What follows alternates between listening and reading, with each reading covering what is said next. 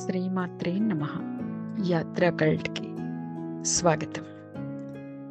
మనం ఇంతకుముందు చెప్పాం చంద్రపూర్ మీకు ఫుల్ వీడియో లెంత్లో చూపిస్తామని.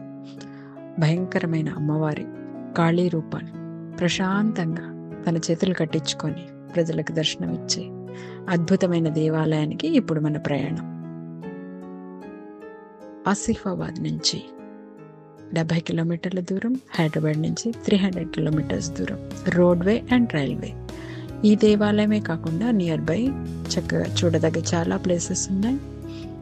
అందులో మేము చంద్రపూర్కి ఎంటర్ అవ్వగానే లెఫ్ట్ వైపున మనకి మంచి బొటానికల్ గార్డెన్ దర్శించుకోవచ్చు. ఇది నియర్ ఈ మధ్యనే దీన్ని స్టార్ట్ చేశారు. ఇందులో beautiful butterfly Paradise, under ground museum, theme park, maths and science park, పిల్లలకి పెద్దలకి చక్కటి వినోద విజ్ఞానభరితమైన ఈ పార్క్ని చూడడం మాత్రం మీరు మిస్ చేయకండి. దాన్ని దాటి మనం చంద్రపూర్కి హార్డ్లీ ఒక 10 minutes ట్రావెల్ చేసాము అని అంటే మనం ఏది చూడాలనుకుంటున్నామో ఆ ప్లేస్కి వెళ్ళగలుగుతాం. ఈ దారి లోపల చక్కటి ఫోటోషూట్కి అద్భుతమైన రోడ్వే పక్కనే చక్కటి సుందరమైన ప్రదేశాలను మనం చూడవచ్చు. అలా 10 minutes అవ్వగానే మనకి ఒక చౌరస్తా వస్తుంది. దాన్ని దాటాము అని అంటే దేనికోసమైతే మనం ప్రయాణాన్ని మొదలుపెట్టామో ఆ దేవాలయం ఇదిగోండి వచ్చేసింది. అమ్మవారి ఆలయం ఇండో ఇస్లామిక్ కల్చర్లో వచ్చిన ఈ దేవాలయానికి మనం చేరుకున్నాం. దేవాలయం ఎంట్రన్స్లో మంచి షాపింగ్ ఏరియా ఉంటుంది.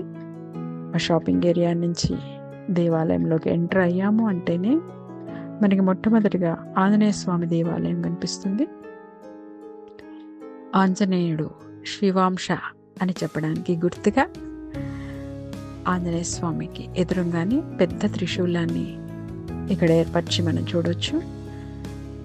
ఈ ఆంజనేయ స్వామి దర్శనం చక్కటి కోరికలను తీరుస్తూ అందరినీ ఆశీర్వదిస్తూ ఉంటాడు. ఈ దేవాలయం చుట్టుపక్కల వినాయక స్వామి మరియు కాలభైరవ దర్శనం మనం చేసుకోవచ్చు. దేవాలయం చుట్టుపక్కల ఉపాలయాలు కూడా ఉంటాయి. దేవాలయం ఎంట్రన్స్ లోపల చక్కటి ఆర్కిటెక్ట్ చూస్తూ అమ్మవారి పాదాల దర్శనం చేసి ఆ తర్వాత ఇదిగోండి ముఖాలయం. దీని గుండానే మనం దేవాలయానికి ప్రవేశ మార్గం. అమ్మవారి పాదాల దర్శనం చేసుకొని దేవాలయంలోనికి ప్రవేశించగానే మనకి ఎడమ వైపు నుంచి లోపలికి మనం ఎంటర్ అవుతాము. అక్కడ మనం ఇంతసేపు చర్చించుకున్న అమ్మవారి యొక్క నిజ దర్శనం మనకి లభిస్తుంది. భక్తులు మహాకాళి అనగానే భయపడుతూ ఉంటారు కదా.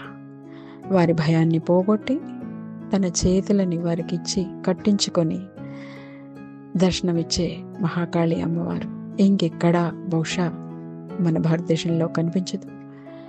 స్థానికుల కథనం ప్రకారం అమ్మవారు ఉగ్రరూపం కాబట్టి ఆయుధాలతోటి వారి భయాన్ని తొలగించి ఆయుధం పట్టకుండా చేతులు వెనక్కి కట్టించుకొని దర్శనాన్ని ఇచ్చి అనుగ్రహిస్తుందని స్థానికుల కథనం.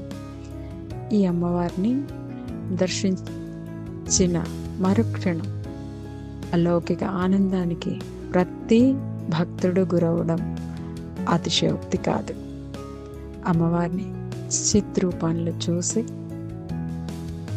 ఆనందించి దర్శించుకొని ఆ తర్వాత ఆ పక్కనే ఉన్న మెట్ల మార్గం ద్వారా పైకి వెళ్ళి సింధూరకాళి, ఇక్కడ ఉన్న అమ్మవారు సింధూరకాళి, ఆ తల్లి దర్శనమై మనం మార్గం గుండా పైకి వెళ్తుంటే అమ్మవారి సేవాకాలంలో వినయించే ఢమరుకాలు మనకు కనిపిస్తూ ఉంటాయి. ఇక్కడ ఆ ఢమరుక దర్శనం చేసి